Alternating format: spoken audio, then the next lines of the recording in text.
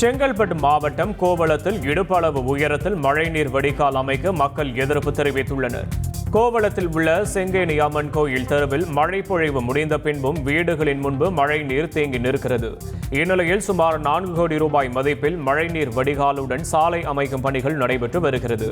ஆனால் தரையிலிருந்து சுமார் 5 அடி உயரத்தில் மழைநீர் வடிகால் அமைக்கப்பட்டு வருவதாகவும் இதனால் மழைநீர் வீடுகளில் புகும் அபாயம் இருப்பதாகவும் அப்பகுதி மக்கள் எதிர்ப்பு தெரிவித்துள்ளனர்.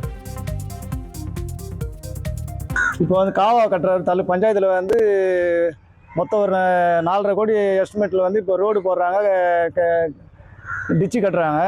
இந்த டிச்சு கட்டுறது நல்ல விஷயந்தான், பொதுமக்கள் பாதையாக போடணும். அது பார்த்தீங்கன்னா வீடு ஏற்கனவே பள்ளப்பகுதி இது. இப்போ அந்த ஒரு ஏற்கனவே பழைய ரோடை விட ஹைட்டாக 4 அடி 5 அடி பைக்கிங் கால்வா மாதிரி பெரிய ஒரு ட்ரைனேஜ் ஒன்று கட்டுறாங்க.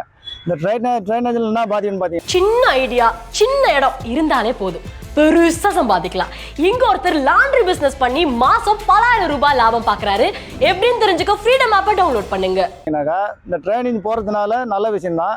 ஆனால் இப்போ போகிறதுனால தண்ணி எல்லாமே பள்ளப்பகுதி வீட்டுக்குள்ளே போயிடும். தண்ணி எல்லாம் வீட்டில் போயிட்டாங்க. ரோடு ஹைட்டில் இருக்கும். நாங்களாம் மழை காலத்தில் வீட்டை விட்டு ரோட்டில் தான் நாங்கள் குடி நடத்த முடியும்.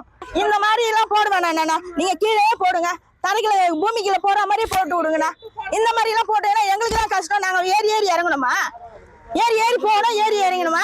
அப்போ நாங்கள் ஏறி இறங்குறதுக்கு எங்களுக்குன்னா அப்போ அது மாதிரி மேடு தூக்கி விடுங்க, வீடு கட்டி கொடுக்க சொல்லுங்க.